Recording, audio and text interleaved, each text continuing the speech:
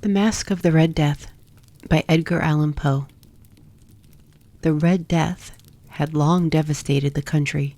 No pestilence had ever been so fatal or so hideous. Blood was its avatar and its seal, the redness and the horror of blood. There were sharp pains and sudden dizziness, and then profuse bleeding at the pores with dissolution. The scarlet stains upon the body, and especially upon the face of the victim, were the pest ban which shut him out from the aid and from the sympathy of his fellow men, and the whole seizure, progress, and termination of the disease were the incidents of half an hour. But the Prince Prospero was happy and dauntless and sagacious. When his dominions were half depopulated, he summoned to his presence 1,000 hale and light-hearted friends from among the knights and dames of his court, and with these retired to the deep seclusion of one of his castellated abbeys. There was an extensive and magnificent structure, the creation of the prince's own eccentric yet august taste. A strong and lofty wall girdled it in. The wall had gates of iron. The courtiers, having entered, brought furnaces and massy hammers and welded the bolts. They resolved to leave means neither of ingress or egress to the sudden impulses of despair or of frenzy from within. The abbey was amply provisioned. With such precautions, the courtiers might bid defiance to contagion.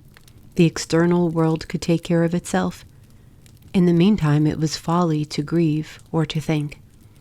The prince had provided all the appliances of pleasure. There were buffoons, there were improvisatori, there were ballet dancers, there were musicians, there was beauty, there was wine. All these and security were within. Without was the Red Death. It was toward the close of the 5th or 6th month of his seclusion, and while the pestilence raged most furiously abroad, that the Prince Prospero entertained his 1,000 friends at a masked ball of the most unusual magnificence. It was a voluptuous scene, that masquerade. But first, let me tell of the rooms in which it was held. There were 7, an imperial suite. In many palaces, however, such suites form a long and straight vista, while the folding doors slide back nearly to the walls on either hand, so that the view of the whole extent is scarcely impeded. Here the case was very different, as might have been expected from the Duke's love of the bizarre. The apartments were so irregularly disposed that the vision embraced but little more than one at a time. There was a sharp turn at every 20 or 30 yards, and at each turn a novel effect. To the right and left, in the middle of each wall, a tall and narrow Gothic window looked out upon a closed corridor, which pursued the windings of the suite. These windows were of stained glass, whose color varied in accordance with the prevailing hue of the decorations of the chamber into which it opened. That at an eastern extremity was hung, for example, in blue, and vividly blue were its windows. The second chamber was purple in its ornaments and tapestries, and here the panes were purple. The third was green throughout, and so were the casements. The fourth was furnished and lighted with orange, the fifth with white, the sixth with violet. The 7th apartment was closely shrouded in black velvet tapestries that hung all over the ceiling and down the walls, falling in heavy folds upon a carpet of the same material and hue. But in this chamber only the color of the windows failed to correspond with the decorations. The panes here were scarlet, a deep blood color. Now, in no one of the 7 apartments was there any lamp or candelabrum, amid the profusion of the golden ornaments that lay scattered to and fro, or depended from the roof. There was no light of any kind emanating from lamp or candle within the suite of chambers, but in the corridors that followed the suite, there stood opposite to each window a heavy tripod, bearing a brazier of fire that projected its rays through the tinted glass and so glaringly illumined the room, and thus were produced a multitude of gaudy and fantastic appearances.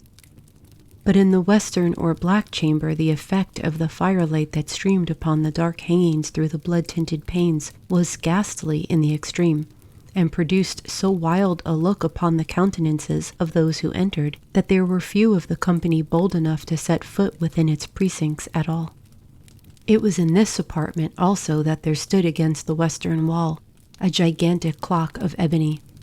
Its pendulum swung to and fro with a dull, heavy, monotonous clang, and when the minute hand made the circuit of the face, and the hour was to be stricken, there came from the brazen lungs of the clock a sound which was clear and loud and deep and exceedingly musical, but of so peculiar a note and emphasis that at each lapse of an hour the musicians of the orchestra were constrained to pause momentarily in their performance to hearken to the sound, and thus the waltzers perforce ceased their evolutions, and there was a brief disconcert of the whole gay company, and while the chimes of the clock yet rang, it was observed that the giddiest grew pale, and the more aged and sedate passed their hands over their brows, as if in confused reverie or meditation. But when the echoes had fully ceased, a light laughter at once pervaded the assembly. The musicians looked at each other and smiled, as if at their own nervousness and folly, and made whispering vows, each to the other, that the next chiming of the clock would produce in them no similar emotion. And then, after the lapse of 60 minutes, which embrace 3,600 seconds of the time that flies, there came yet another chiming of the clock, and then there were the same disconcert and tremulousness and meditation as before. But in spite of these things, it was a gay and magnificent revel. The tasks of the Duke were peculiar. He had a fine eye for colors and effects. He disregarded the decora of mere fashion. His plans were bold and fiery, and his conceptions glowed with barbaric luster. There are some who would have thought him mad. His followers felt that he was not. It was necessary to hear and see and touch him to be sure that he was not. He had directed in great part the movable embellishments of the 7 chambers upon occasion of his great fete, and it was his own guiding taste which had given character to the masqueraders. Be sure they were grotesque.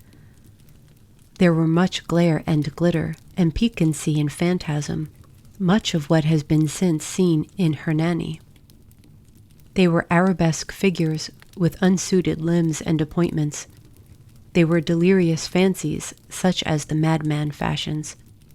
There were much of the beautiful, much of the wanton, much of the bizarre, something of the terrible, and not a little of that which might have excited disgust.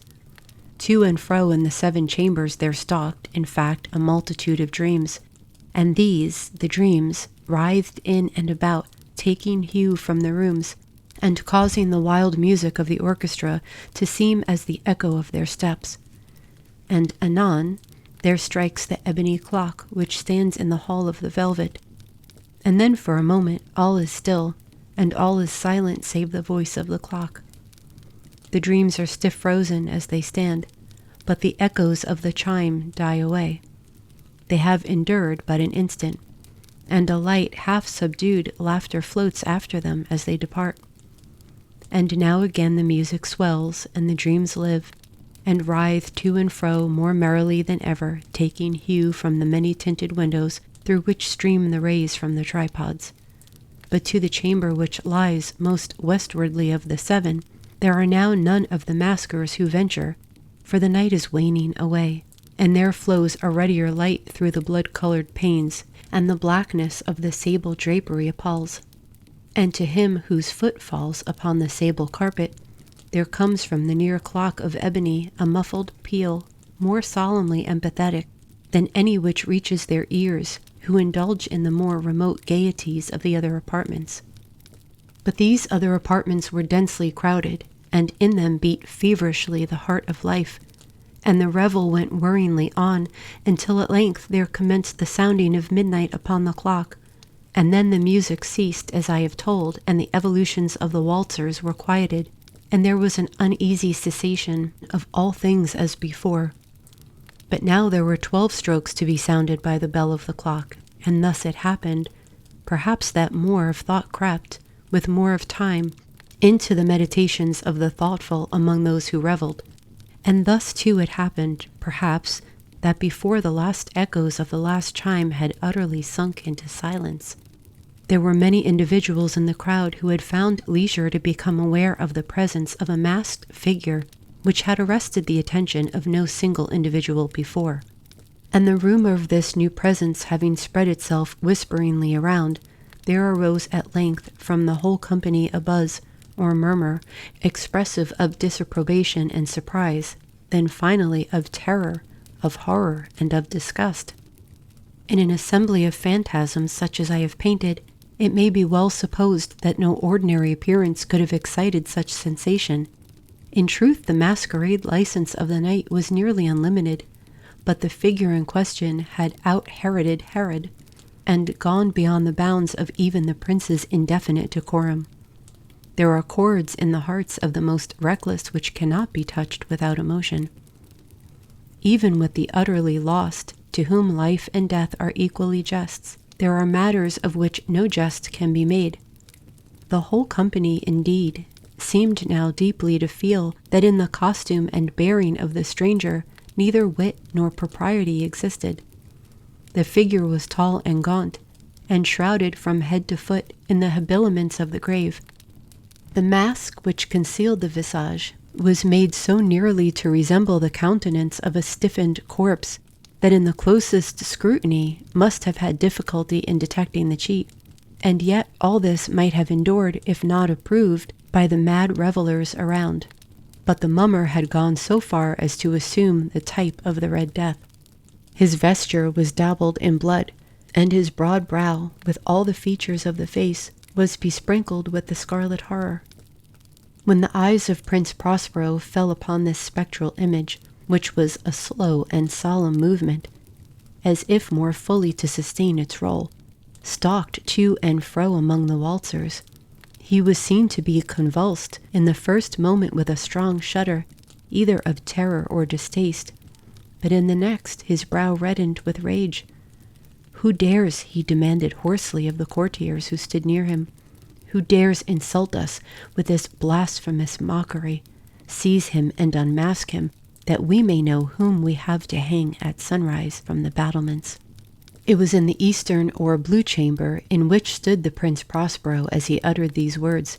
They rang throughout the 7 rooms loudly and clearly, for the prince was a bold and robust man, and the music had become hushed at the waving of his hand. It was in the blue room where stood the prince, with a group of pale courtiers by his side. At first, as he spoke, there was a slight rushing movement of this group in the direction of the intruder, who at the moment was also near at hand, and now, with deliberate and stately step, made closer approach to the speaker. But from a certain nameless awe with which the mad assumptions of the mummer had inspired the whole party, there were found none who put forth hand to seize him, so that unimpeded he passed within a yard of the prince's person, and while the vast assembly, as if with one impulse, shrank from the centers of the room to the walls, he made his way uninterruptedly, but with the same solemn and measured step which had distinguished him from the first. Through the blue chamber to the purple, through the purple to the green, through the green to the orange, through this again to the white, and even thence to the violet, ere a decided movement had been made to arrest him. It was then, however, that the Prince Prospero, maddening with rage and the shame of his own momentary cowardice, rushed hurriedly through the 6 chambers, while none followed him on account of a deadly terror that had seized upon all. He bore aloft a drawn dagger, and had approached in rapid impetuosity to within 3 or 4 feet of the retreating figure, when the latter, having attained the extremity of the velvet apartment, turned suddenly and confronted his pursuer. There was a sharp cry, and the dagger dropped gleaming upon the sable carpet, upon which instantly afterward fell prostrate in death the Prince Prospero. Then, summoning the wild courage of despair, a throng of revelers at once threw themselves into the black apartment, and seizing the mummer, whose tall figure stood erect and motionless within the shadow of the ebony clock, gasped in unutterable horror at finding the grave cerements and corpse-like mask, which they handled with so violent a rudeness, untenanted by any tangible form. And now was acknowledged the presence of the Red Death. He had come like a thief in the night, and one by one dropped the revelers into the blood-bedewed halls of their revel, and died each in the despairing posture of his fall. And the life of the ebony clock went out with that of the last of the gay, and the flames of the tripods expired, and darkness and decay and the Red Death held illimitable dominion over all. The end.